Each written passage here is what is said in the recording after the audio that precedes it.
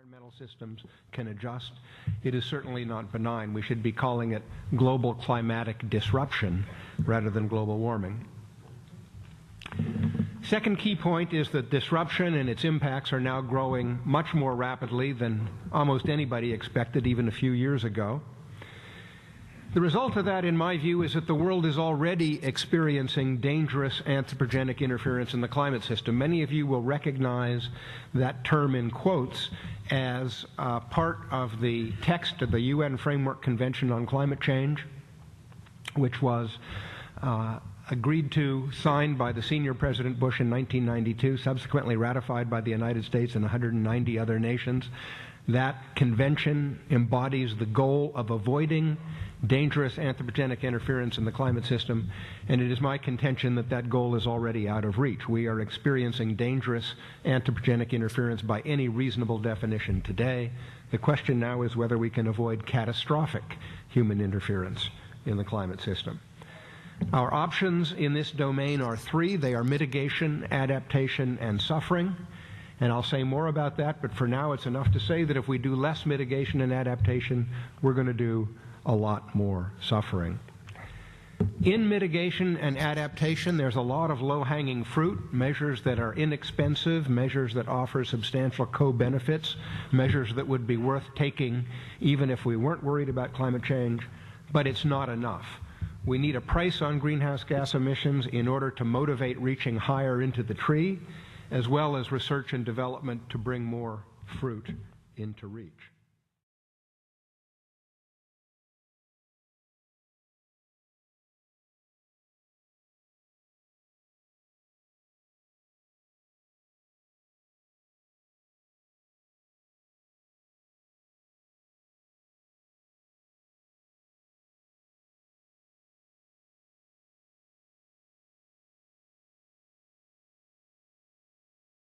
Good afternoon, everybody. I'm John Holdren, President Obama's Science and Technology Advisor and Director of the Office of Science and Technology Policy in the White House.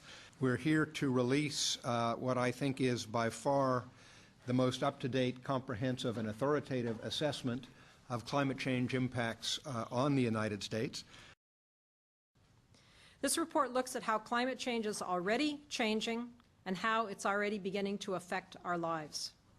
It also examines projections of future climate change and the impacts on every region of the country and many different aspects of our lives.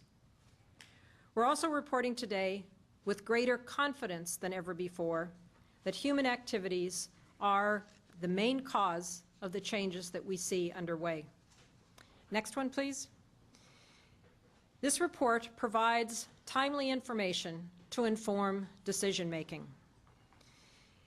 This information is needed now around the country, As we move into an era of increased awareness about the realities of climate change and begin to take climate change into account in making decisions. This is true for planning for power plants, coastal development, water resources, building codes, insurance plans, etc. And the kind of decisions that this report is intended to inform are made certainly by members of local, state, and federal government, but also by business people, farmers, engineers, and others. All of those individuals need to have access to the most current and reliable information which this report provides. If we take immediate and sustained action to reduce heat-trapping pollution, we can in fact avoid the most severe impacts that we will be discussing today. So this report gives Americans information that they need to better understand the consequence of decisions about both reducing the emissions as well as adapting to a climate-changed world. It's now my pleasure to introduce one of the lead authors of the report, my colleague and NOAA scientist, Tom Carl, who will talk about the science and the key findings of the report. Tom? Thank you, Dr. Lubchenco.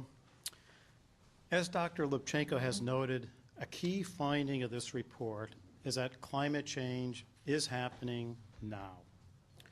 We've already observed changes in many aspects of the climate, and we've documented these changes, and I just want to identify a few of the important changes we've seen. U.S. average temperature has risen by 1.5 degrees Fahrenheit over the last 50 years.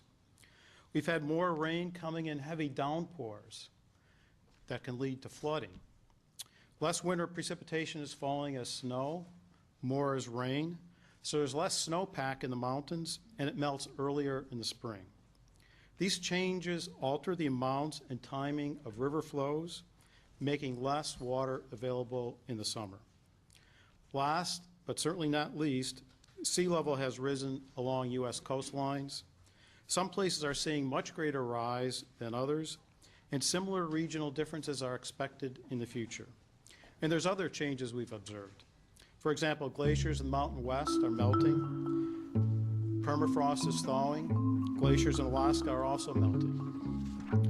Not only have these changes been observed and documented in the U.S., every one of them has been shown to be linked to human activities, namely the increase in heat-trapping gases caused by the burning of